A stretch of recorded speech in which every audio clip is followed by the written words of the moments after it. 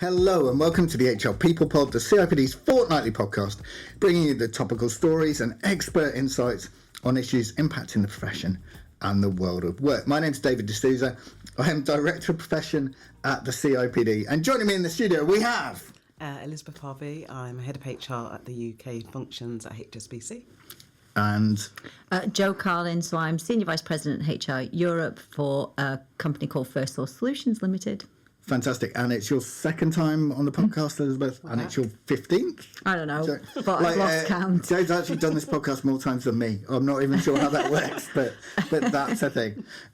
So we're going to play about with the format today. So we're not going to ask you yet what you've been watching or reading. We're going to get straight into the heart of things.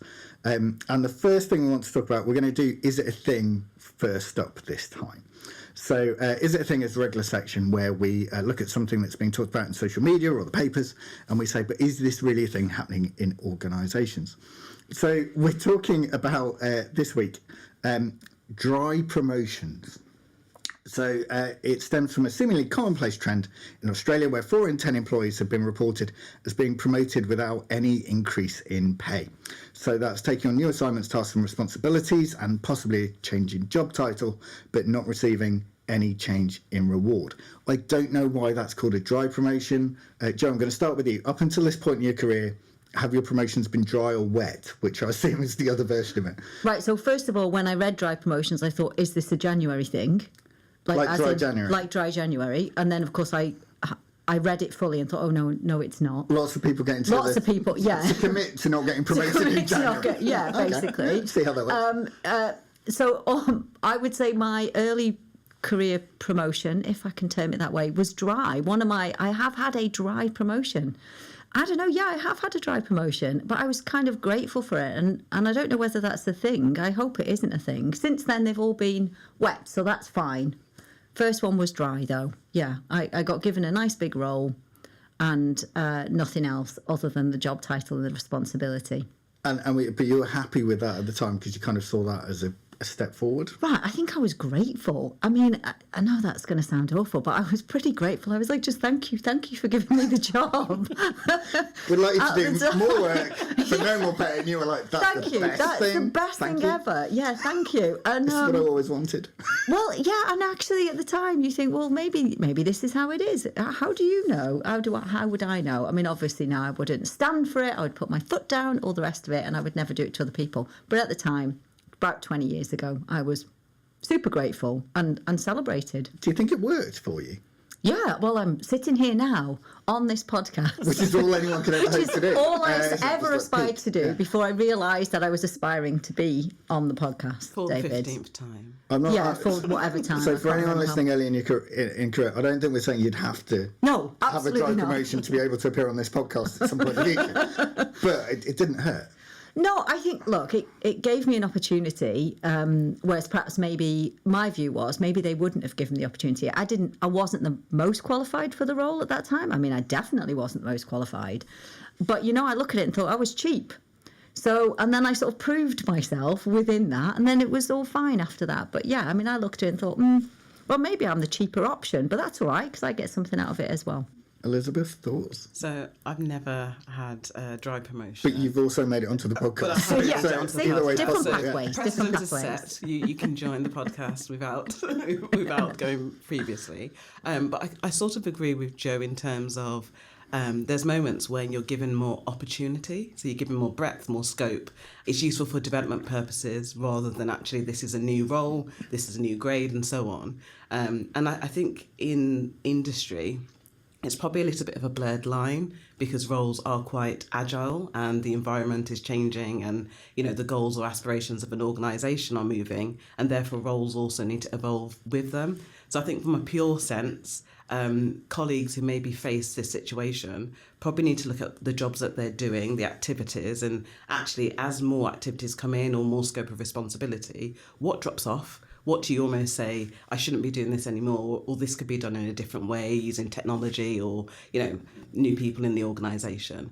But from a pure sense of, you've been given your manager's job, their scope of responsibility is a bigger team, we should be pushing for, some type of benefit, whether it's, flexibility, more holidays, more pay, shares, different things, that there should be a barter there. I was going to say, so I suppose it's when it's a promotion, not a promotion, maybe should be the headline. So is it a promotion, as in you've got your boss's job, you've got more responsibility, or is it just that actually some of your breadth of work might have changed slightly? And maybe we should all just go to Australia and do some kind of study in Australia, David. I'm thinking that maybe... I'm up for that. Yeah, that's maybe there's the next nobody step. that I've been isn't to up for that. Australia, so Yeah, I'm yeah. ready. Let's do it. The three of us, let's lock it in. Yeah. Just want to touch on something that you said there. We're going to come on to, just so people know, and I'll flag this up nice and easily for you, we're going to come on to a discussion around equal and fair pay. You were talking there about people having the confidence to ask for proper recognition for those shifts that have been made. There's been a lot of historic research. You can find more detail on our website actually around that not splitting perhaps equally in terms of the willingness to ask for that between male and female employees. Do you feel that something like a dry promotion would put an additional risk of unfair pay in organisations if the only way someone's going to get that extra money is if they have to put their hand up to ask for it rather than can expect it? Yeah, so there definitely is a risk. And pay gaps, all these things that kind of span into it, and especially I think where maybe females, for example, they come back from maternity leave, and Joe, you kind of mentioned gratitude. Like, actually, I don't know who I am anymore. Coming back from maternity leave, I'm getting used to kind of my new life and balance, and therefore I feel grateful for being here. So yes, I'll take on that responsibility. I think the onus actually is on leaders and managers rather than the colleague. And you know what? We have a load of tools, job evaluations and pay grades and scales that I suppose as a people function, we kind of hold the key on to make sure that we're being fair and we're treating colleagues with the right principles. So I really see the leaders and managers to where they see a role change to utilise the tools to make sure that they're doing right by their team. Albeit I still feel that we can't always rely on managers or leaders to do the right thing. So colleagues should just keep an eye. Is this something you've asked for because it's for your development, it's your EBI to help you get to the next phase of your career? Or is this something that's just been given over time? If it feels cumbersome, raise your hand. Sometimes it can be more complex than that, isn't it? If I think about the person I was 20 years ago, it's not the person I was now. And I absolutely would not feel grateful to get a promotion now without any money. And I'm pretty sure I'd say something about it. But actually, what was really interesting from that experience as a leader, I have always made sure I take care of my teams and the people around. And I think it does have a profound effect. Because, I was grateful. I was also quite young and quite inexperienced. And I think sometimes that's not a good thing, because if you are in an organisation that thinks I'm just going to give this person more work because they're capable, but actually the budget's a bit tight, so instead of going outside, I'll give them a chance. It's that balance, isn't it? And I think that's a really tough place to be. And I suspect that for large organisations like ours, it's a bit easier. We've got all the tools, we've got everything available to us, but for SMEs, not so easy.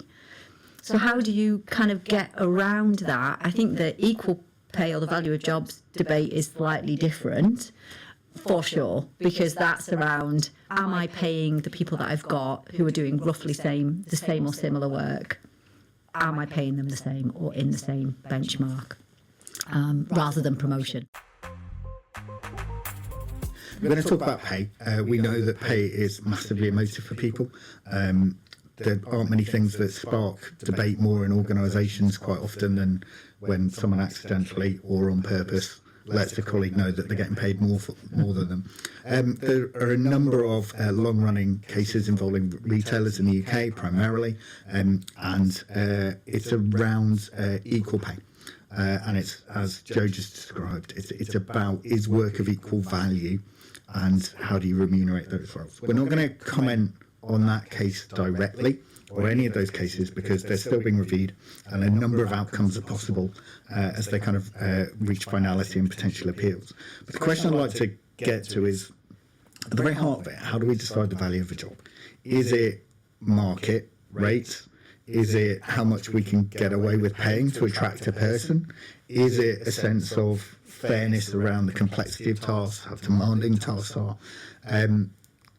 And it's a really difficult equation. but it would be really good to get your insights for, if we've got students listening or if we've got people facing into these challenges in organisations. How complex is it? What should you be doing to make sure that you stay not just on the right side of the law, but you're not demotivating people and you're creating the right environment for people to flourish whilst being sustainable? I really think that it does depend on the organisation's values also. So you can see, parity roles in different organisations for completely different rates of pay, because I think there's also a kind of brand perspective in it around actually we want to be market leaders, or actually this is what we stand for, public sector versus private sector. I think market rates are a kind of a big piece in this, and almost that war for talent.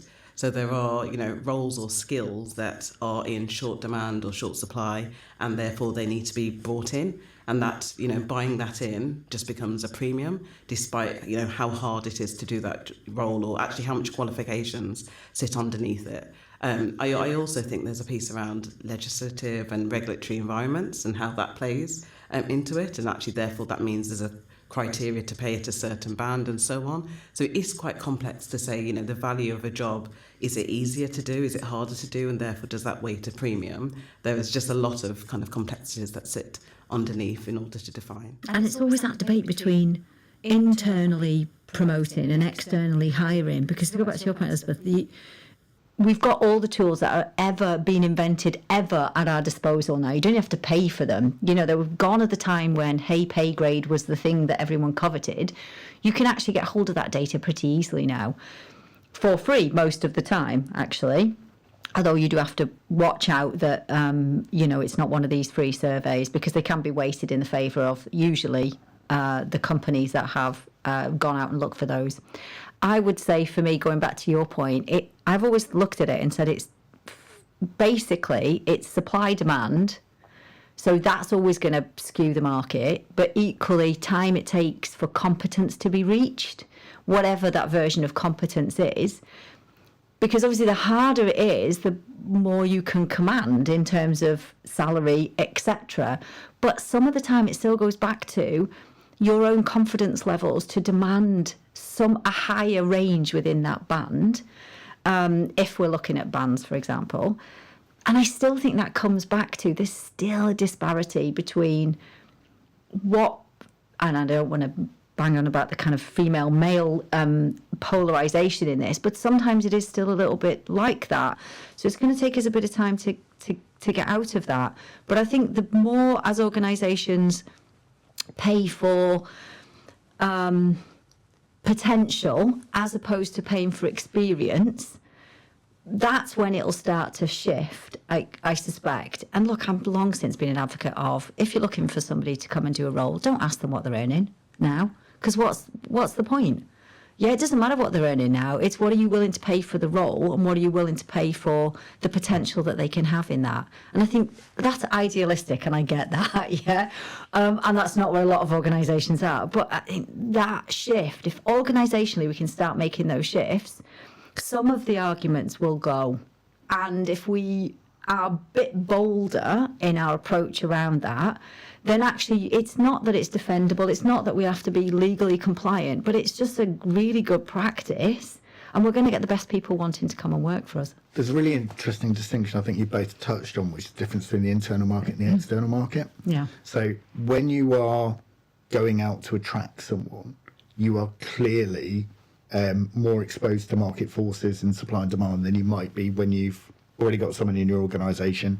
And we know that it takes quite a lot for someone to move roles, particularly when you get to mid to senior. It's finding somewhere that will pay in the right way, that will have the right conditions for you to work in an environment, and you can get the job. There's a few things that need to happen there. Do you think, you kind of both touched on that, kind of how it can get out of kilter over time? Do you think it is part of it is that the internal market and the external markets work really differently? I think supply and demand plays so much into that, and also if you haven't worked hard enough to get the skill level internally that you need, and you become a bit complacent about that, because lots of organisations do, yeah, it's not even conscious. I think it just happens over time, and you suddenly find yourself in an organisation or in an environment like we are now, where it's moving so fast that you've got these huge skills gaps, you're then fighting against everyone else wanting that same talent, and it's usually 5-10%. So you end up having to pay more, and then you get a massive disparity between what you've got. But it's not an overnight thing, because I think perhaps we're not focusing as hard on our internal skill level as we are focusing as hard on what do we need for the future, because we're always just assuming, we're going to go out and get that. And there are organisations that do that stuff brilliantly, and then there are the majority that don't. And I think it's evolving, and I think more transparency that's been brought into kind of the pay agenda and the total compensation package is helping the potential disparity between internals and externals. And when I mean, making sure we've got the right pay benchmarking data internally, making sure managers and leaders are also equipped with that, so they're making the right decisions to look after their internal people, so that when they're going external, that same data measures up. And it might be that they have to go a little bit further to really bring a key talent in, but that shouldn't be the mirror that's crossed for every single candidate that comes to a new organisation, but it is still a risk.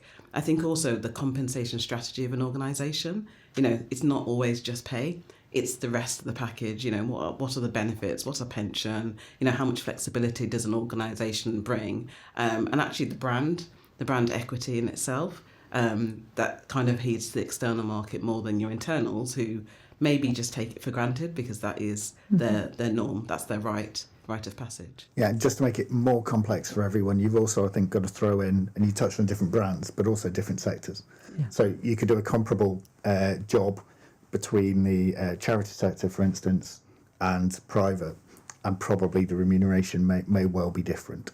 And there's a lot of complexity when people are trying to tease all of those things out, as well as what I describe as there's always a degree of exceptionalism, which is, but our organisation's different, or this role I'm hiring for is specifically different to anything else that you'd find anywhere else on the planet. We're going to move on now, and thank you both for that, because it is a really complex area. We're going to move on to a more straightforward piece in some ways. We're talking about productivity. Productivity is complex but possible to do, I think, at a kind of economic level. More challenging when you reach down into individual productivity in particular knowledge work. But there's been a narrative running in the press recently around workers getting lazier. So that might be the narrative of home workers slacking off, or developing sick note culture, all the things that we know capture headlines but may not actually be manifesting in the same way within organisations.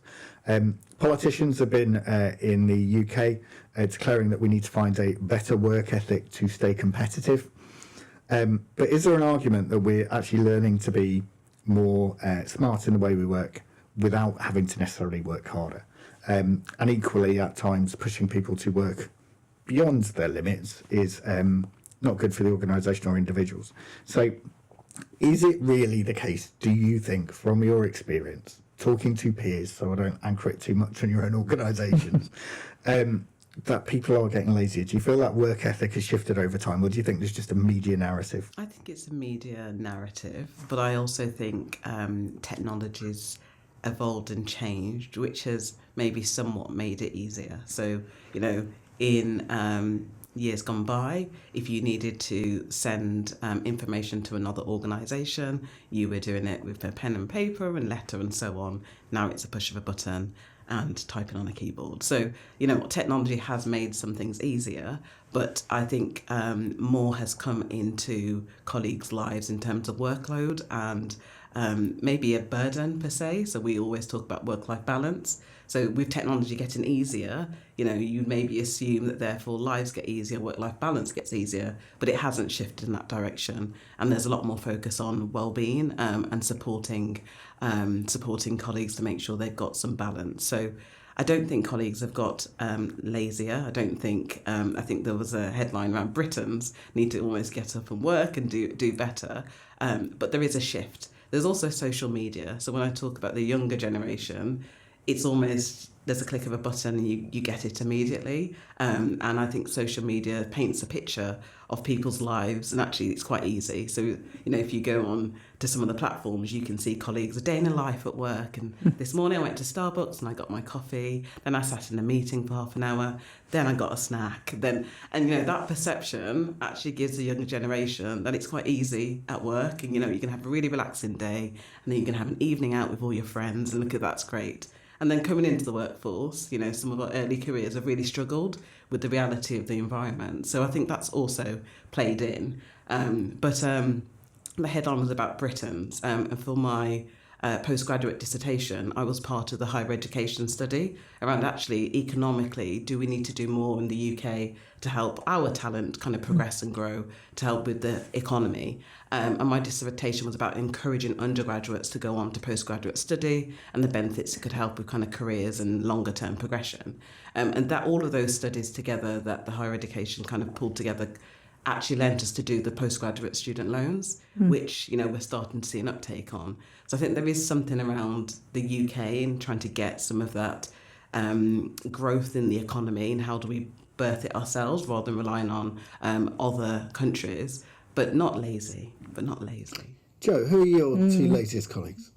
Yeah, I mean, I'll write it down and you can see. So I don't have lazy colleagues, David, if anyone's listening, from my organisation. They're all super wonderful, fantastic people. Oh, look, I looked at this and thought, are we mixing up presenteeism with laziness here? Because, let's be honest, if you go into the office every day, you're still getting a Starbucks, you're still getting a snack, you're still checking your phone, you're just doing it while you're sat at your desk. So it might just be that people can see it more. And of course, you know, January is a slow time for the press. So I get why some of the headlines might be about being lazy. And I don't necessarily buy into the work-life balance piece. Not that I'm not advocating for it, but I look at it more to say people have role conflict, because work-life balance means so many different things to so many different people, that I look at it and say, when the roles are in conflict, or our roles are in conflict, you know, as maybe a caregiver, or, you know, a parent, or I don't know, whatever other roles you've got, a professional, when those start to push up against each other, that's when you get the friction. And I think what the more recent working ethic is around just making sure that those roles don't conflict as much. It's not a bad thing. Yeah, I might not be able to see all of my team all of the time, but that's not a bad thing. Yeah, I mean, I'm sure they don't want to see me all of the time either. But do I trust that everything's getting done? Absolutely. Are we still making progress? Totally. So I think we have to be careful, don't we? I think, look, non-controversially, but lazy people are always being lazy. It doesn't matter whether you can see them or not. It's not a new thing. People always take opportunity to do things that perhaps are not on their to-do list. But as long as the to-do list gets done, what do I care if they walk their dog halfway through the day? I don't mind. Yeah, it's quite interesting that, and there's some really nice pieces that people have pulled together that you'll be able to find. But people have been criticising the work ethic of the next generation coming through, not just for centuries, but for millennia. You can genuinely go back to kind of classic kind of Greek and Roman literature, and you can find people going, the youth of today, you know, genuinely not. Well, we and always it's think just a lazy. It's lazy thinking, actually, in and of itself. So we're going to move on. We're going to talk about, having talked about productivity, and I think it is, as you all say, there's some lazy narratives around laziness, but we're going to talk about failure. So we hear it all the time, move fast and break things, fail fast, fail often, as though failure is a inherently good thing, but not all failures are the same. There are some environments where if you fail, that has massive ramifications for people, and you still need to learn, but ideally you also need to mitigate that. So Amy Edmondson's written quite a lot around this and discussed the idea of intelligent failure. How do you create environments where people take smart risks and you minimise poor decision making? So you're pushing on, but you're not risking the things that could have, you know, a manifest impact on people. So creating that environment where you're not letting accountability slide, but you are having that creative freedom. I think, first of all, I'd reframe failure. And I do like the Amy Edmondson intelligent failure. I think I'm going to use that in my end of year performance review. Is that how my you can box. describe it? Yeah, Is that- that's is how I'm that going to describe the headline? year. It was intelligent failure. I had Yeah. some intelligent failures, but overall it was good. But I do think there are different contexts to it, because there are jobs, situations where, look, failure is failure, and we really do have to mitigate for that. But there are, most of the time, 90% of the time, there is room for something to not turn out as you would have expected it to turn out. It doesn't necessarily mean it's failed, but if you take a whole, a whole project, for example, or a whole initiative, you might not get to the end of that initiative and have achieved absolutely everything you set out, because who knows what happens during the course of that, journey. But it doesn't mean that everything's been a failure. It might be that some stuff hasn't worked as you would have liked. And that's, I think for me, that's how I frame it, definitely with people. But now I'll call it intelligent failure, because I think that's a really good way of doing it. But actually, it doesn't mean that everything's wrong. It just means that there's some stuff that perhaps if we'd have done it a different way, or some stuff that didn't quite give us the results that we would have liked to have seen. But hey, we learn more than we did when we started out. But that's contextual. In an environment where actually it's okay, because you're building in time to actually change the direction that you need to change. But there will be other times where you can't. You've actually just got to get it done. And people are making not great decisions. And that's the piece that you've got to keep an eye on as a leader. But it's a fine line, because the more you come down on that side, the less people are going to be clear about intelligent failure, the less they're going to want to do that, aren't they? They just will stop being creative in that space. So it's really hard, and I think it's a leader's job to help navigate that. It's difficult, isn't it? That kind of narrative, everybody makes mistakes, so therefore we need to, that's fine, but the third month that you haven't paid people, That's different. and go, well, we're learning from it. There's definitely, to your point, it's highly contextual. And I think the problem is when you get these kind of banner words or headlines or principles that people work to. I remember chatting a few years ago at a conference, I was like, move fast and break things, maybe move fast and fix things. You need to give people confidence at the start of a programme of work, you're going in the right direction. If the first three things you do are all failures, that's going to cause a real problem in terms of faith. So you need to find a way to get that working. What are your thoughts? Are you failing all the time? Is that the way you kind of frame it? Or I'm hard on myself as a person, so failure is like a doom word, but I do like the way she's coined it, intelligent failures, because I think it gives people space to grow and learn. And to your point, Joe, around that's the leader's responsibility. It's psychological safety, it's candour, it's giving them space to be able to find their own pathway. If it's a critical failure, like not paying people at the end of the month, a problem, and that's going to need a real, difficult conversation or a constructive conversation. But actually, I think Amy coined it kind of basic failures. That's where you get learning. That's where you get kind of future technology or, innovation. That's the space where that can occur. So failure isn't always bad. I think you need an essence of it, and that's how we have the society we have today. Someone has failed over and over again and kept reworking and kept trying until they got the right result. But I think from a kind of normal BAU work environment perspective, what really is failure? There's probably meeting a task or meeting a project or exceeding it. Failure is very unlikely. There's normally a safety spot to allow that not to happen. There's something kind of about the scientific method in there as well. So as long as my teams, they've got a good hypothesis that's backed by data, and we did the things that would reasonably give us a good chance of success proportionate to the problem. Sometimes, to your point, it's just not going to work out. Mm-hmm. You'll miss, you'll try a thing and it doesn't work.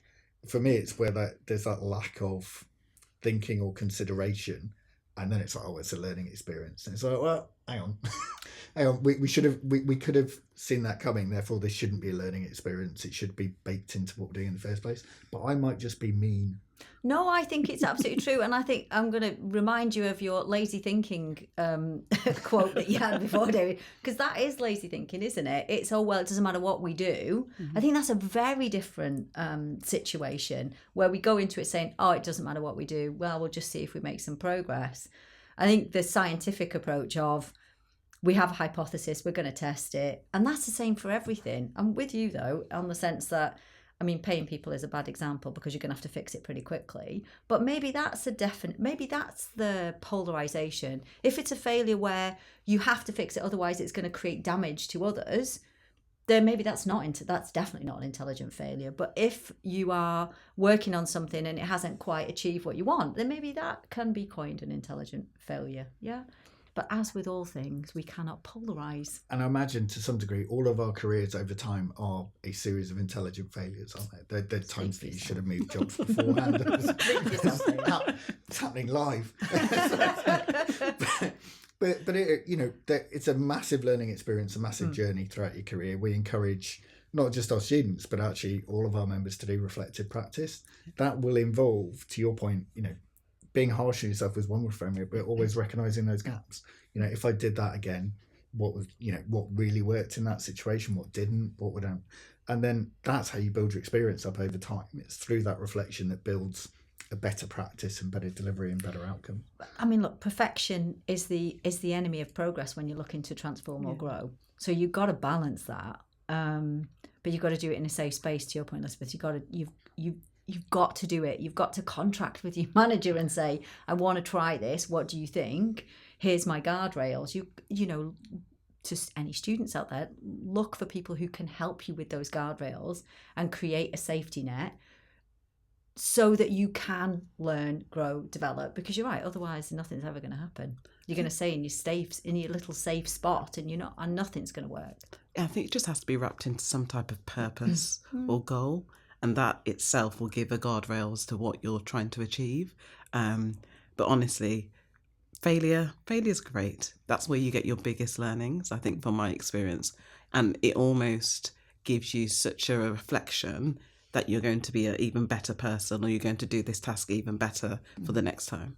And some resilience that you can bounce back, because we'll all have failures in our career. There's some really interesting research by Gary Klein on naturalistic decision making, where he talks about just creating conditions where your insights go up and your errors go down over time. And that's essentially what you drive into in success. And to your point, unless you can acknowledge those errors, it's very hard to do that. But the insights piece, I think, again, it goes back to that evidence-based piece. There's a difference between taking a punt on something and having a hypothesis that is backed up and you're understanding the risks that sit around it. So I said that we'd flip this episode over. So we'll be talking at the end about what you've been reading, enjoying, consuming. Elizabeth, if I start with you. So I'm not sure if the word's enjoying, but I'm currently doing a coaching apprenticeship just to almost refine some of my own skills, and why not go back into learning. Who knew that you had to write essays and read books again? But yes, I'm doing that. ChatGPT. I'm kidding. If you're one of our students, that's not the answer. But so coaching for performance, Sir John, well, that's my Bible at the moment. It's my textbook. I have a very great skills coach who's helping me navigate working and also doing an apprenticeship, to which I'm very grateful. So you're kind of buried under Whitmore and Clutterbuck and that kind of space. I'm in that realm. Excellent. Fantastic. Thank you. So coaching performance, you recommend any other kind of books or things that people should be looking into? I actually just think different mediums. So I think it's been nice to have a book in front of me and textbooks and so on, but just podcasts, videos, just getting in to understand other people's perspectives. I think that's been really great for my learning. Can I have like a quick thought from you? Coaching is one of the areas in the profession that I think I'm going to say suffers most, and that might give you an insight into how I feel about it. But occasionally, like, you get those lazy parallels with sport. Are you a fan of there's no way, this is the world's most leading question, isn't it? But like, do you think there are lessons from sport that can carry over from coaching or performance improvement into the way you think about things? Or do you think it's a really different domain? I can see it, and I can see it in all the texts and all the narratives, because it's a really easy parallel to rely on, because you can almost see the cause and effect. I think it doesn't always translate to the world of work, because there are so many variables. A football team need to win, right? That's the goal. Everyone understands. It's a common understanding. Everyone works towards it. In the workplace, there are so many different goals that conflict and surpass each other, so it's not as clear. So I think it gives a great fundamental to kind of give the principles and understanding, but doesn't always directly translate. But I'd say a fan because it works. Fan. Joe? Oh, I knew you were going to ask me this. So I have a wide and varied reading library, David. A lot of which centres around human behaviour. Yeah, and actually, some of the more scientific ends of why people do what they do. Yeah. There's also a reason why my bookcase is out of sight on any Teams calls. Right. Because it ranges massively from, how does the brain work to psychopaths. I have that variety in my bookcase. So I'll always be picking something up. I'm reading on and off, I'd say, something called Coaching into the Crosswind. Yeah, Coaching into the Crosswind, which is around that, difficult bit of coaching where people are really struggling and they're really stuck. It's all right. It's quite interesting. It's a bit dry, so you kind of have to on and off it. The other one I'm reading is The Messy Middle.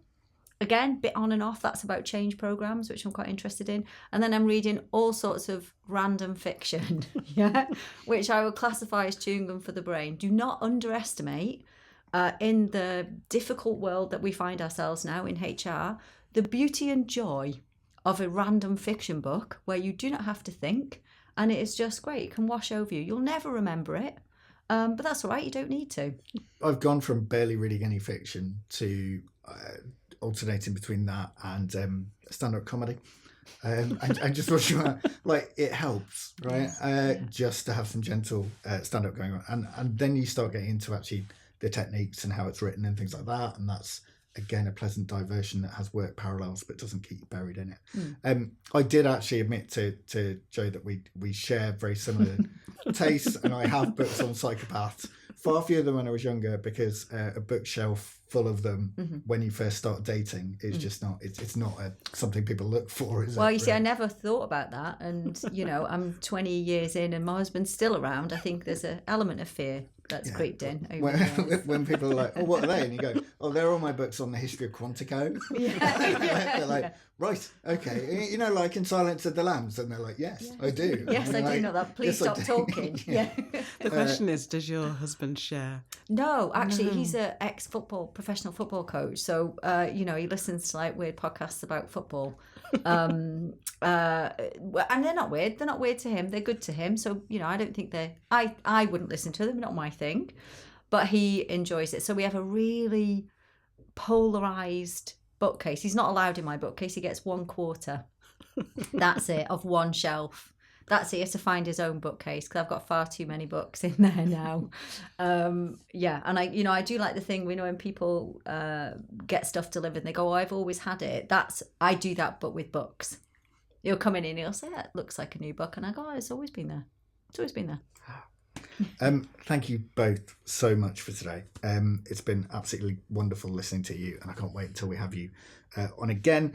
We've got a wealth of resources available to our members, supporting a number of issues that we've spoken about today, including the breaking news stories that we've covered, or the areas that we've kind of focused on.